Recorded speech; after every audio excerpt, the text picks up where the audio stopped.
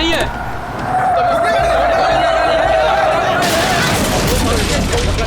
पेड़ से जाके ठोकी थी गाड़ी।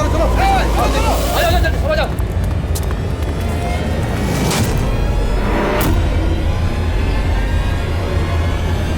अरे बबलू भाई, अंदर तो देखो, ड्राइवर नहीं है। गाड़ी अपने आप कैसे चल रही थी?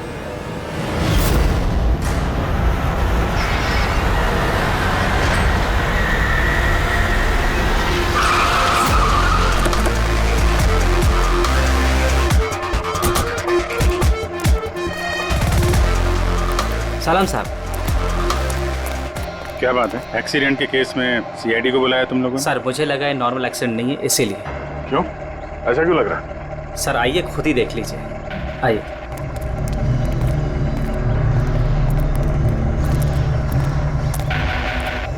सर दरवाजा खुल नहीं रहा था, बड़ी मुश्किल से हमने खोला इसे।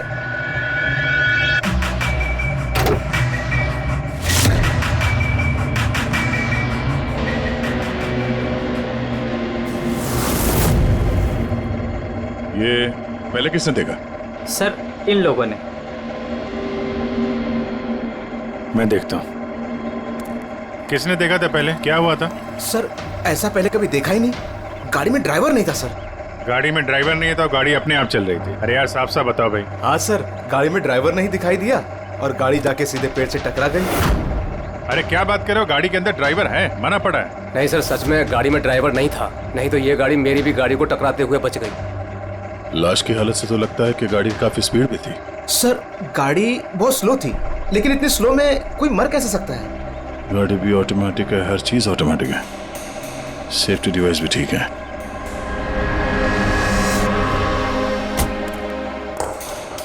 ये लोग तो बोल रहे हैं कि इन लोगों ने इसे ड्राइव करते हुए देखा ही नहीं।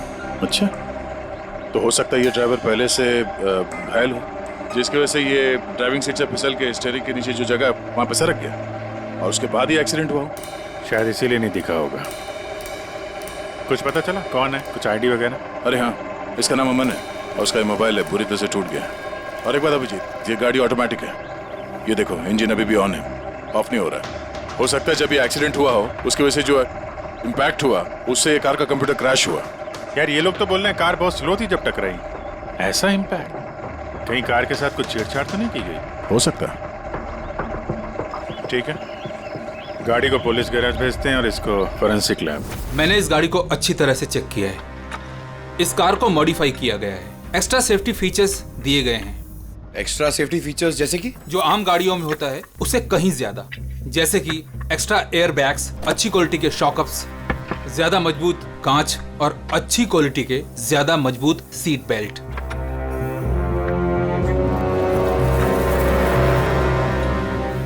ये देखो, निकोटीन पैच। Nicotine patch? ये तो सिगरेट छोड़ने के काम में आता है ना?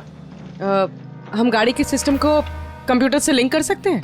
जी हाँ मैडम, एक मिनट।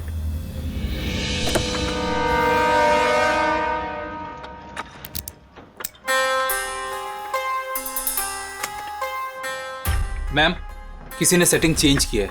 कार के सॉफ्टवेयर को हैक किया गया है।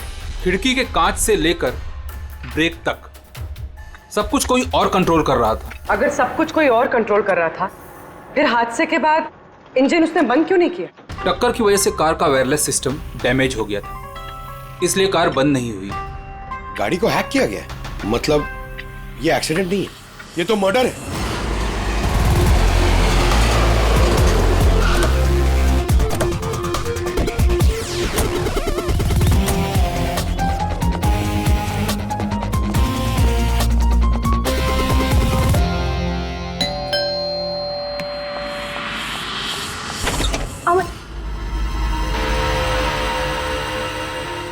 आप लोग? सीआईडी।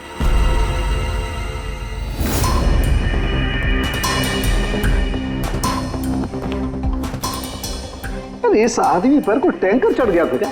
सारी की सारी हड्डियां टूट गई हैं। कोई टैंकर वैंकर नहीं चढ़ा था इसके ऊपर साउंड के। एक छोटा सा एक्सीडेंट हुआ था यार, छोटा सा, और वो भी किसी ने करवाया था। आपके पति अमन का एक्सीडेंट हुआ है और वो नहीं रहे। आपको कैसे पता? अमन को कार नहीं चलानी चाहिए थी, वो कभी कार नहीं चलाता था सर, क्योंकि उसे पता था कि छोटा सा झटका भी उसकी जान ले सकता है। पर आप लोग, मेरा मतलब है कि सीआईडी यहाँ पे। जी, क्योंकि हमें लगता है कि उनका खून हुआ है। खून? पर ऐसे कैसे हो सकता है सर? एक्सीडेंट से पहले तो अमन मुझसे फोन पे बात कर रहा था, हम दोनों फोन पे बात कर रहे थे कि अचानक फोन कट हो गया। मैंने बहुत ट्राई किया लेकिन फोन नहीं मिला। मैं समझ गई थी कि कुछ तो ठीक नहीं है। अमन कभी भी खुद गाड़ी ले जाकर इतना बड़ा जोखिम नहीं उठा सकता था। खुद ड्राइव नहीं करते तो ड्राइव कौन करता है? सर, हमारा एक ड्राइवर है। कहाँ वो ड्राइवर? कहाँ है अभी? उसकी तबीयत खराब थी, इसलिए वो छुट्टी पर है। कहीं उस ड्राइवर नहीं तो कुछ गड़बड़ नहीं गई गाड़ी में? नहीं सर, हमारा ड्राइवर बहुत ही भरोसेमंद इंसान है, वो ऐसा कभी नहीं कर सकता। पिछले 15 साल से वो हमारे लिए कार चला रहा है। सर, इसके शरीर पर 7 जगह हड्डियों के टुकड़े टुकड़े हो गए, 43 जगह हेयरलाइन फ्रैक्चर्स हैं और 21 जगह माइन्यूट फ्रैक्चर्स हैं। और हैरानी की बात तो ये है कि इसके पहले भी इसके शरीर पर बहुत सारे फ्रैक्चर्स हो चुके थे जो अब हील हो गए। बस इन हड्डियों के टूटने की वजह से इसके शरीर के नाजुक अंग जैसे हार्ट, फेफड़े, ये सब डैमेज हो गए और मौत भी शायद इसी वजह से हुई है। साळुंखे, ये जो निशान है स्क्वेरिश, ये कैसे निशान है? बस ये निकोटिन पैचेस के निशान है। इसके शरीर पे बहुत ज्यादा है। इसे सिगरेट पीने की लत थी और वो इसे छोड़ना चाह रहा था। Nicotine patches? अच्छा। और फिर यार अभी तारिका ने बताया कि इसके शरीर पर पुराने फ्रैक्चर्स के निशान भी हैं, बहुत सारे।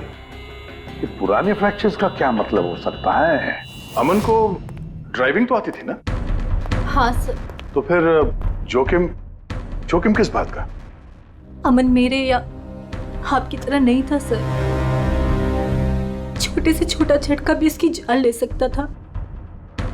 ड्राइविंग की वजह से उसकी जान को खतरा था, इसलिए हमने कार में भी काफी मॉडिफिकेशंस करवाई थी और ड्राइवर को भी कहा था कि कार आराम से चलाए। छोटा झटका भी उसकी जान ले सकता था? क्या मतलब? क्या कुछ था उसको? कोई प्रॉब्लम थी? सर, अमन का शरीर कमजोर था, नाजुक था। यार तू क्या कर रहा है साळुंखे? अरे ये ऑस्टियोजेनेसिस इम्परफेक्ट है। ऑस्टियोजेनेसिस इम्परफेक्ट मतलब ब्रिटल बोन डिजीज? एग्जैक्टली, भंगुर अस्थि रोग। मतलब इसकी हड्डियां भंगुर हैं। और इसीलिए बॉस, इसकी हड्डियों को अगर जरा सा भी झटका लगे तो चकनाचूर हो सकती हैं। 25 से ज्यादा बार उसके फ्रैक्चर्स हो चुके थे। हमेशा खतरा रहता था उस पे। मुझसे जितना हो सके मैं उसकी सुरक्षा का ख्याल रखती थी ताकि उसे कोई झटका न लगे। घर में, कार में हमेशा उसकी सुरक्षा का ध्यान रखती थी। यहाँ तक कि जब अमन को पता चला कि सिगरेट पीने से हड्डियां कमजोर होती है तो अमन ने पूरी कोशिश की सिगरेट छोड़ने की। तभी इतने मामूली एक्सीडेंट से भी ये हाल हो गया था शरीर का। लेकिन वो अचानक गाड़ी लेके कहाँ गया था? सर, मुझे नहीं पता, लेकिन जब वो अकेला गाड़ी लेकर चला गया तो मुझे उसकी बहुत चिंता हुई और मैंने अमन को फोन किया। हेलो अमन। या बेबी बोलो। अच्छा, तो तुम खुद ड्राइव कर रहे हो। तुम्हें पता है ना तुम्हारा ड्राइव करना कितना ज्यादा खतरनाक है, लेकिन तुम मेरी बात सुनते तक नहीं। वैसे ऐसा कौन सा जरूरी काम था जिसके लिए तुम खुद गाड़ी लेकर निकल गए? ड्राइवर तक का वेट नहीं किया गया तुमसे। जरूरी था स्वीटहार्ट, लेकिन तुम परेशान मत हो, मैं गाड़ी आराम से ही चला रहा हूँ। अमन, मुझे ऐसा क्यों लग रहा है कि तुम मुझसे कुछ छुपा रहे हो? देखो सुप्रीति, मैं मानता हूँ कि मैं सारी बातें तुमसे शेयर नहीं कर पा रहा, लेकिन इसका मतलब ये नहीं कि तुम उल-झुल बातें सोचने लग जाओ। है कुछ प्रॉब्लम्स, मैं उन्हें सॉल्व कर लूँ, फिर तुम्हें सब कुछ बता दूंगा। प्रॉब्लम्स? तुम अभी क्यों नहीं बता सकते मुझे? क्योंकि ये सब खतरनाक है, वो लोग बहुत खतरनाक हैं। मैं तुम्हें नहीं बता सकता। खतरनाक लोग। Oh no. Aman, Aman, hello. कौन सा प्रॉब्लम? और ये किन खतरनाक लोगों की बात कर रहे थे वो? कुछ पता है आपको? सर मैं कुछ नहीं जानती। अमन की किसी से कोई दुश्मनी, कोई बिजनेस राइवलरी वगैरह?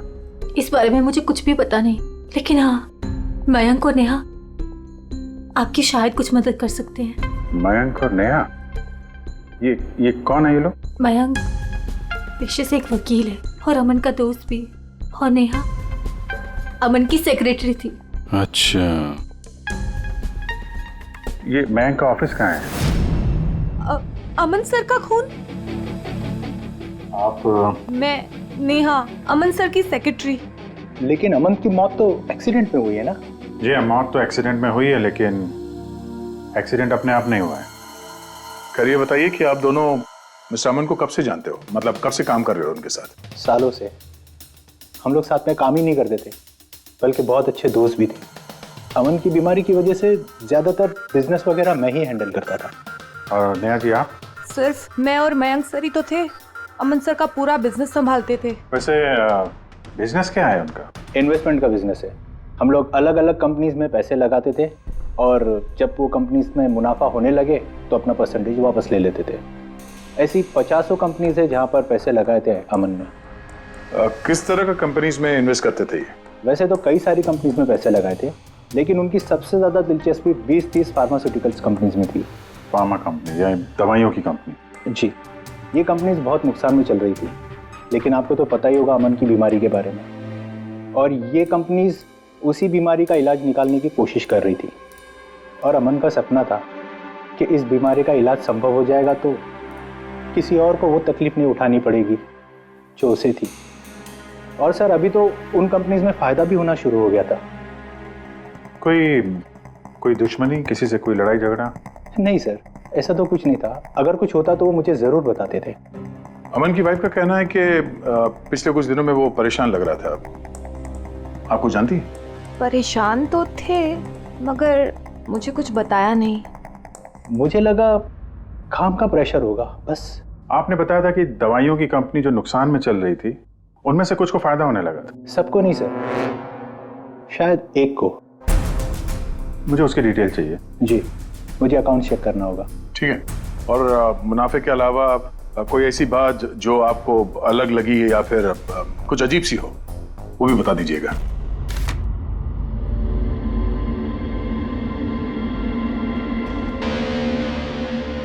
ये जादव है सर, अमन का ड्राइवर। काफी परेशान लग रहा है वो। देखते हैं।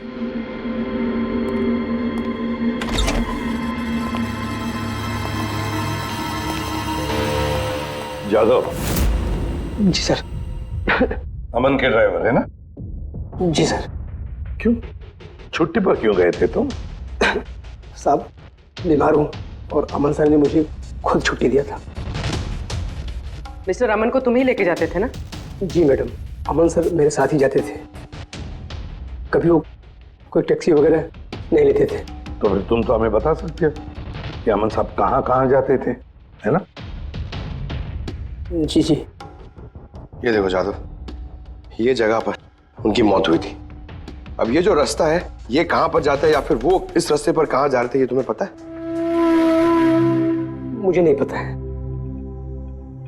देखो, हमें पता है कि तुम इसके बारे में जानते हो। तुम्हारी भलाई इसी में है कि सीधे सीधे बता दो। जी मैडम। सुप्रीति मैडम से कुछ कहिएगा मत। वो सड़क के कुछ दूर पे एक मोटेल है, वहां हमेशा वो बार बार जाते थे। मोटेल में बार बार जाते थे? क्यों, इससे मिलने जाते थे? जी साहब, एक मैडम थी।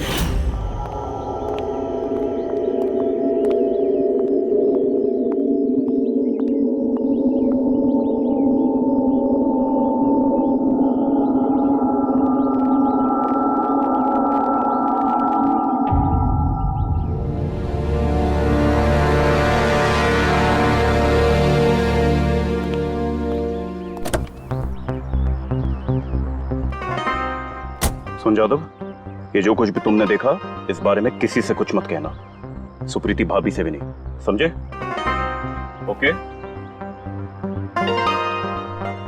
जी सर। मैडम थी, मतलब अमन का उस औरत के साथ चक्कर चल रहा था। जी छोटी मुंह बड़ी बात, साहब छुप छुप के उस मैडम से अगर मिलते थे तो इसका मतलब तो यही निकलता है। अमन उस औरत से मिलने जा रहा था जब यह हादसा हुआ। तो हो सकता है वो औरत अब भी वहीं पर हो, उसी मोटल में। चलकर मिलना पड़ेगा इस औरत से।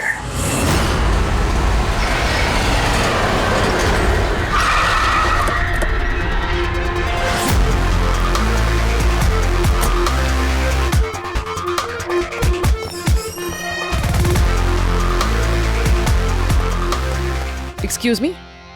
Yes madam, how can I help you? हम किसी से मिलने आए हैं। लेकिन आप लोग हैं कौन और किससे मिलना है आप लोगों को? हम लोग सीआईडी से। ये आदमी, ये आपके मोटेल में आता जाता रहता है? हाँ मैडम। किससे मिलने आता है?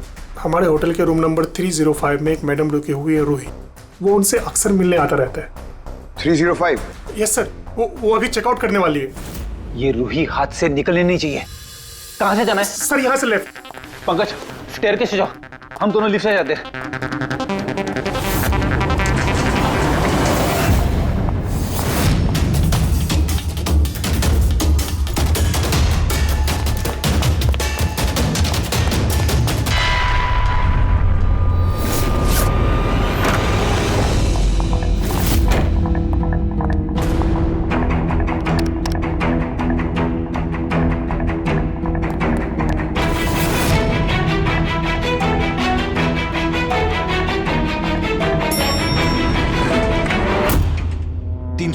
सर उधर।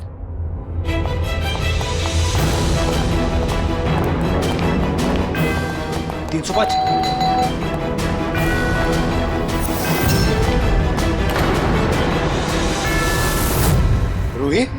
नो। ए, रुको! पूर्वी! रूही, मुझे मत मारो, मुझे मत मारो प्लीज। रुको। रूही, रूही, ए रूही, रूही, रूही, रुको, रूही।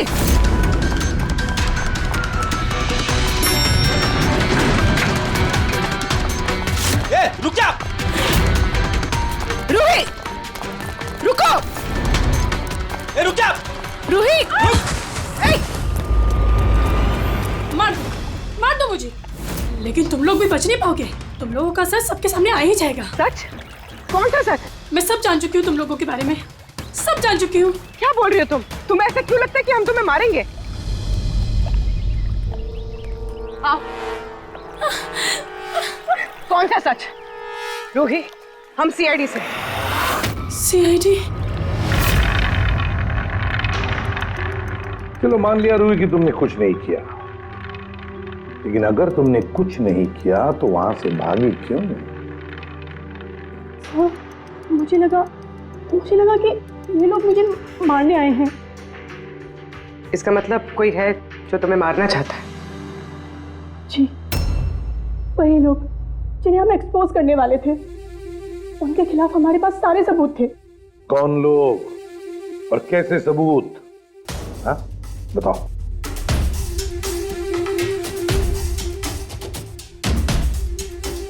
इसे तुम जानती हो ना, यमन है ना, इसी के साथ तुम मिलकर काम करती थी, इसी के साथ मिलकर तुम उन लोगों को एक्सपोज करने वाली थी जिसकी वजह से अमन की जान चली गई। देखो री, अब शायद तुम्हारा नंबर है, वो लोग तुम्हें मारेंगे। सर मैं मरना नहीं चाहती, मैं मरना नहीं चाहती सर। तो फिर बताओ, बताओ जल्दी, कौन लोग हैं वो? उनका राज छुपाने से वो तुम्हें छोड़ेंगे नहीं। सर,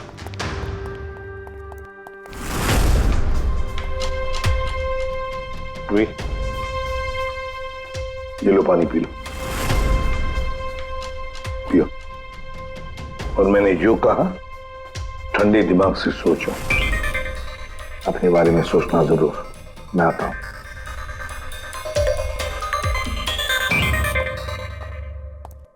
घबराई हुई है, डरी हुई है। लेकिन अब डरने की क्या जरूरत है सर? अब तो सीआईडी के पास है वो। लेकिन सर वो हम पे भरोसा नहीं कर पा रही, थोड़ा वक्त लगेगा। से जो अमन का वकील है मयांक, उससे क्या पता चला? सर अमन ने बहुत सारी दवाई की कंपनियों में पैसा लगाया था, लेकिन वो सब की सब घाटे में चल रही थी। एक कंपनी है जिसने अभी अभी फाइनली फायदा करना शुरू किया था, CRM फार्मास्यूटिकल। और सर ताजुब की बात यह है कि अमन ने पिछले हफ्ते ही इस कंपनी के साथ जितने भी डीलिंग्स है वो सब तोड़ दिए, और मयंक भी इस बात से काफी हैरान था। वही तो समझ में नहीं आ रहा है कि इस अमन ने जब ये कंपनी लॉस में जा रही थी तब उसके साथ तो डील नहीं तोड़ा, और जब ये कंपनी प्रॉफिट कर रही है तब डील तोड़ने जा रहा है। और सर वो मयंक से कभी कोई बात छुपाता नहीं था, उसने ये बात मयंक को बताई भी नहीं। हाँ सर, मयंक ने उसका भरोसा तोड़ दिया होगा सर। आओ जरा। रोहित, CRM फार्मास्यूटिकल्स के साथ जो अमन की डील थी वो तुम्हारी वजह से कैंसिल हो गई है ना? वरना उसके पास ऐसी कोई वजह तो थी नहीं। अब सच सच बता दो कि डील तुमने क्यों तोड़वाई? क्योंकि उसने मेरे भाई का खून किया। भाई का खून? सर, मैं जिस शहर से आई हूँ उस शहर में बहुत पोल्यूशन है। मेरे भाई को पोल्यूशन से बहुत एलर्जी थी, उसे सांस लेने में बहुत तकलीफ होती थी। वो तो सिर्फ दवाइयों पर ही जिंदा था। एक मिनट, और वो दवाइयाँ थी CRM फार्मास्यूटिकल कंपनी की, हैं? जी सर, और सबकी सब नकली थी। मेरे भाई के ऊपर कोई असर ही नहीं कर रही थी, और ये बात हमें बहुत लेट पता चली, और मेरे भाई की जान चली गई। तुम्हें कैसे पता चला कि वो दवाई नकली थी? सर, मैं खुद एक प्राइवेट कंपनी में केमिस्ट हूँ। जब ये दवाइयाँ मेरे भाई पर असर ही नहीं कर रही थी तो मुझे शक हुआ कि क्या बात हो सकती है, तो मैंने उन दवाइयों को खुद से टेस्ट किया और मेरा शक बिल्कुल सही निकला। सारी दवाइयाँ नकली थी। नकली थी मतलब? सर, हर एक दवाई एक खास केमिकल से बनती है, और जिस दवाई की मेरे भाई को जरूरत थी वो केमिकल तो उस दवाई में था ही नहीं, जिसकी वजह से वो दवा उस पर असर भी नहीं कर रही थी। और अमन इस कंपनी में एक इन्वेस्टर था। जी सर, इसलिए मैं उससे मिलने भी गई थी, लेकिन वहां जाके पता चला कि इसमें तो उसका हाथ है ही नहीं, और उसने मुझसे प्रॉमिस किया कि वो मेरी इसमें मदद करेगा। अरे सर, आप यहाँ कैसे? कोई काम था क्या? हाँ, ये मेरी असिस्टेंट रूही है। हेलो। इसे देखना था कि दवाइयाँ कैसे बनती हैं। देख सकते हैं? कैसी बात कर रहे हैं सर? आपको कैसे मना कर सकते हैं? आइए मैं दिखा देता हूँ आपको। एक काम कीजिए, आप मेरे साथ बॉस के यहाँ चलिए, रूही अपने आप देख लेगी। रूही तुम जाओ। मैं आइए। एक मिनट सर, ज्यादा आगे मत जाना, आप यहीं तक देखना। आइए सर, मैं लेकर चलता हूँ। आप आइए। आइए सर।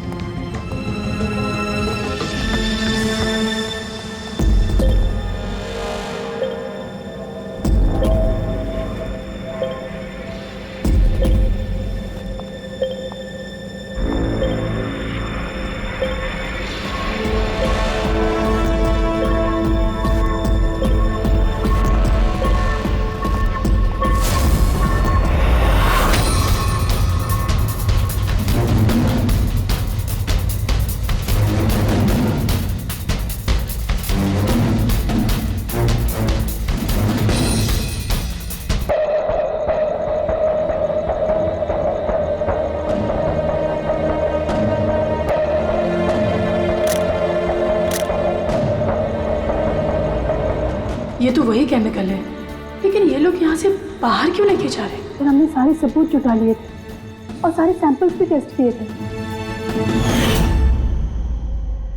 एक बात तो पक्की है कि सामन की मौत और CRM फार्मास्यूटिकल्स का कोई ना कोई संबंध जरूर है। कुछ ना कुछ तो गड़बड़ जरूर है। बॉस, इतनी सुरक्षित कार होने के बावजूद इसकी हड्डियां कैसे टूटी ये पता चल गया। अच्छा सर, अमन के खून में से हमें एक ऐसा केमिकल मिला है जिससे एपिलेप्टिक फिट्स आते हैं, मिर्गी का दौरा। माय गॉड, यार अमन को तो ब्रिटल बोन डिजीज था। मिर्गी का दौरा आ जाके वो गिर जाता, उसकी हड्डियां टूट जाती, इसी की वजह से इसकी मौत हुई है। ओह, तो मतलब जिसने भी ये किया वो जानता था अमन के ब्रिटल बोन्स डिजीज के बारे में और उसे बड़े चालाकी से उसका नाजायज फायदा उठाया। पहले उसने अमन की गाड़ी का कंप्यूटर हैक किया और फिर एक्सीडेंट से पहले उसे उस केमिकल का इंजेक्शन दिया जिसकी वजह से उसे मिर्गी का झटका आ जाए। उसे मालूम था अमन किसी भी हालत में बच ही नहीं सकता। अगर मिर्गी का झटका आ जाता तो वो गिर जाता जिसकी वजह से उसकी हड्डियां टूट जाती और वो मर जाता।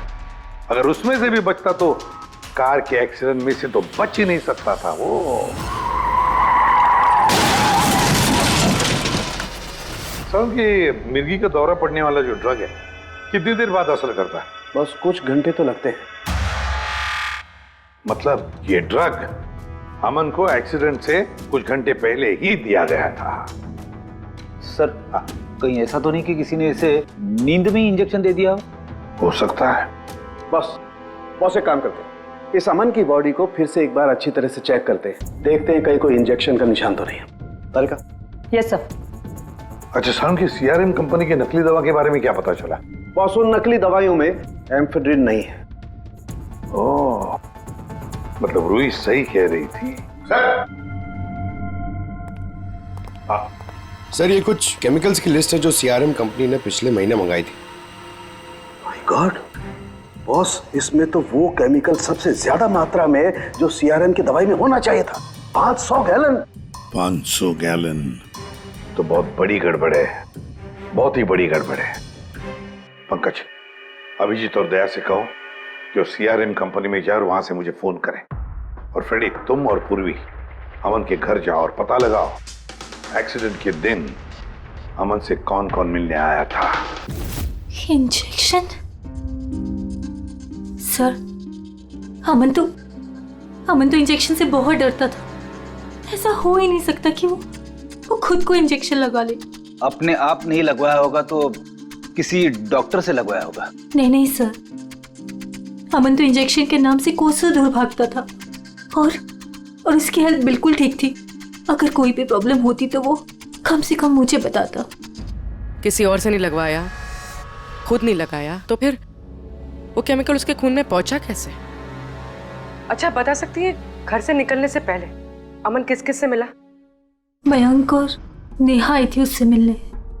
और हाँ मैम, एक आदमी आया था अचानक से, जसवंत। जसवंत? ये जसवंत कौन है? जी, जसवंत सीआरएम कंपनी का सीईओ है और अमन ने उसकी कंपनी में पैसे इन्वेस्ट किए थे।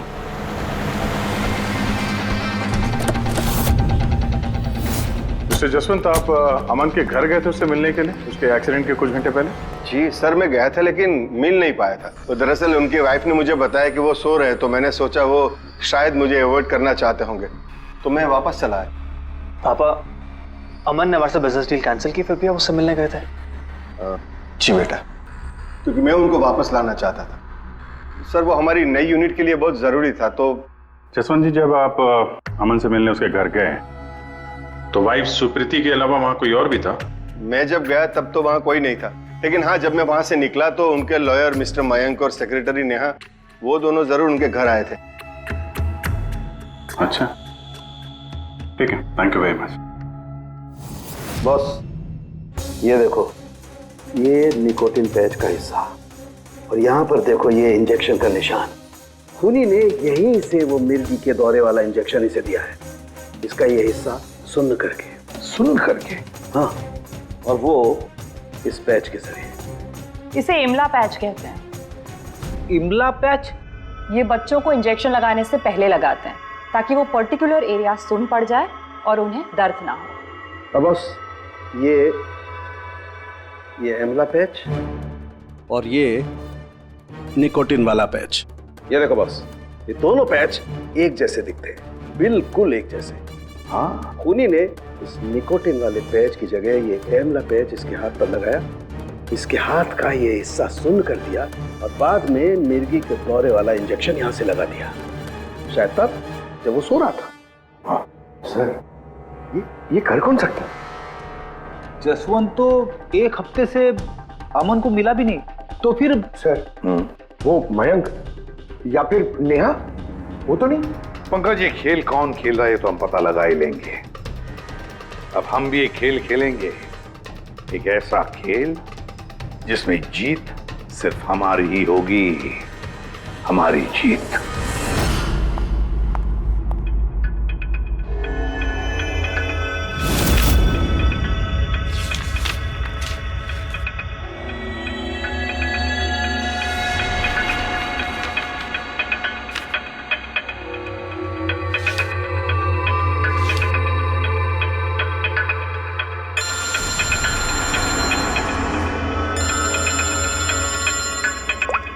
हेलो, मेरा कुरियर तो तुम तक पहुंच गया होगा। कौन है तुम? और ये सब मुझे क्यों भेजा है? तुम लोगों ने अमन को तो मार डाला, लेकिन तुम लोग मुझ तक नहीं पहुंच सकते। अगर तुम लोग चाहते हो कि मैं अपना मुंह बंद रखूं, तो मुझे 5 करोड़ रुपए देने होंगे। ये क्या बकवास कर रही हो? मुझे इन सब के बारे में कुछ नहीं पता। वो तो जब ये सबूत पुलिस तक पहुंच जाएंगे तो तुम्हें खुद ब खुद पता चल जाएगा कि मैं क्या कह रही हूँ और क्या बोल रही हूँ। देखो देखो देखो, मैं कुछ इंतजाम करता हूँ, मुझे थोड़ा सा टाइम दे दो। ठीक है, तुम्हें 2 दिन का वक्त मिलता है, मैं फिर कॉल करूँगी।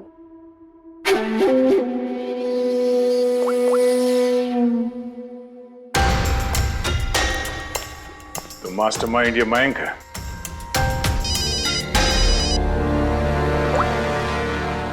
Hello Abhijit sir.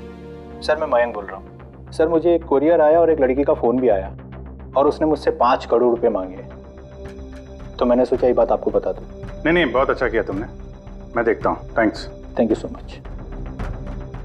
मयंक का फोन था। उसने उस कुरियर रूही के बारे में बताया सर, और उसने ये भी कहा कि उसने जानबूझ के समय मांगा ताकि हम इस तक पहुंच सके। तो ये मयंक नहीं बल्कि कोई और ही है।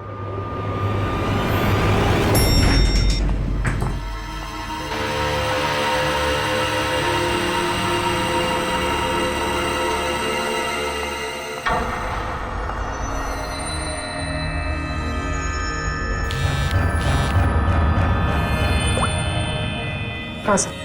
पूरी इस नेहा पर नजर रखी है ना तुमने? हाँ सर, वो अभी अभी यहाँ से निकली है। कड़ी नजर रखना पूर्वी, बिल्कुल कड़ी नजर। अपनी नजरों से ओझल मत होने देना उसे। ये नेहा ही हमें उस खूनी तक पहुंचाएगी। सर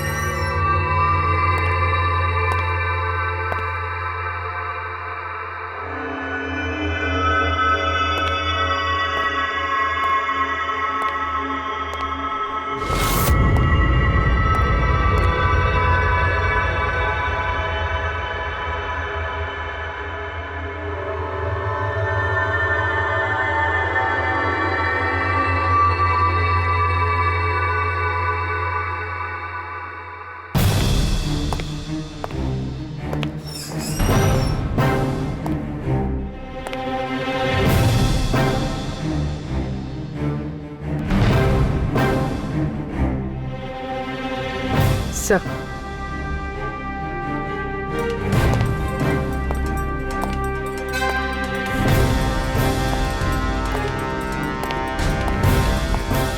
क्या हुआ, इतनी जल्दी में क्यों बुलाया?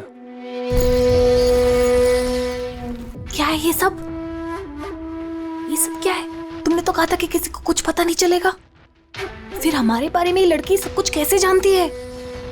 डोंट वरी बेबी, मैं सब संभाल लूंगा। मैं हूं ना, जैसे उस अमन को ठिकाना लगाया वैसे इस लड़की को भी ठिकाना लगा दूंगा। तुम टेंशन मत लो। ओके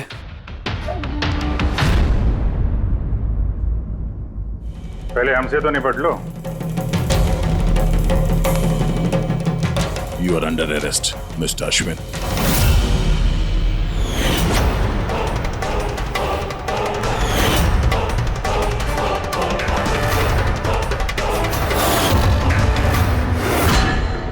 अश्विन के पास तो वजह थी, तुमने अपने बॉस का खून क्यों किया? हम दोनों एक दूसरे से प्यार करते। जब मुझे पता चला कि अमन सर सीआरएम फार्मास्यूटिकल की जांच कर रहे हैं, तो ये बात मैंने अश्विन को बता दी ताकि वो लोग अपनी गलतफहमियां दूर कर सके। लेकिन इसने तो अमन को ही दूर कर दिया। क्यों अश्विन? मैं जानता था कि अमन को कुछ समझाने का कोई फायदा नहीं होगा। वो तो हमें जेल भिजवा के ही रहता। तुमने मेरे भाई को मारा, अमन का खून किया और ना जाने कितने मासूमों की जान ली होगी तुमने अपनी इन नकली दवाइयों से। बिजनेस में बहुत घाटा हो रहा था, नुकसान पे नुकसान हो रहा था। डैड नहीं मानते, इसलिए उनको बिना बताए मैंने केमिकल्स को नॉर्थ इंडिया के प्लांट में भेजना शुरू कर दिया।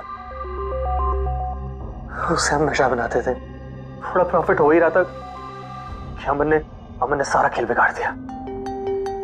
सिर्फ फायदे के लिए दवाइयों की जगह पे तुम ये जहर बनाने लगे थे, हाँ? मुझे कंपनी की हालत पता थी। मैंने अमन सर को अश्विन से मिलाया था ताकि वो कंपनी में इन्वेस्ट करके उसे डूबने से बचा सके। और अमन खुद को तुम लोगों से बचा नहीं पाया। ये सब कुछ मैंने अपने प्यार के लिए किया। मेरे अलावा कोई ये कर नहीं सकता था क्योंकि वो अपने निकोटीन पैच मुझे से मंगाते थे।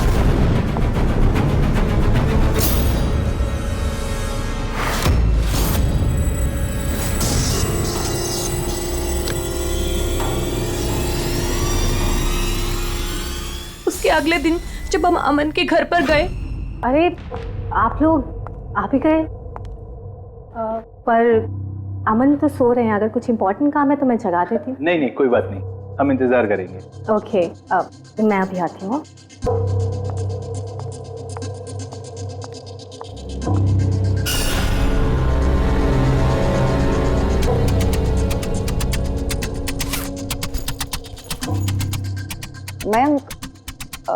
मैं जरा वॉशरूम होकर आऊं।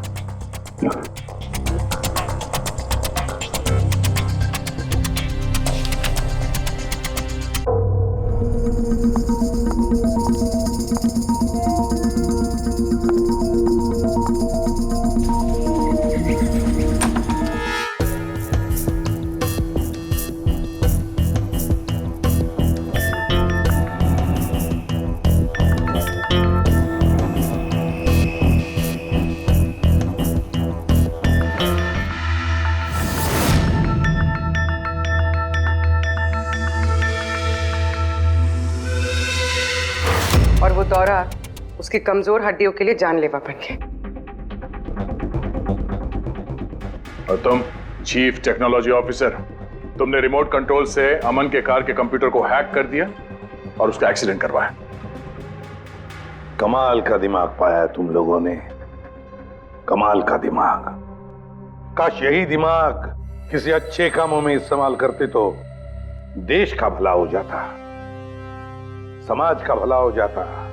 पर नहीं, तुम्हारे इस टेढ़े दिमाग ने दो मासूम लोगों की जानें ली और पता नहीं कितने सैकड़ों लोगों की मौतें हुई तुम्हारी इस गलत दवाइयों की वजह से।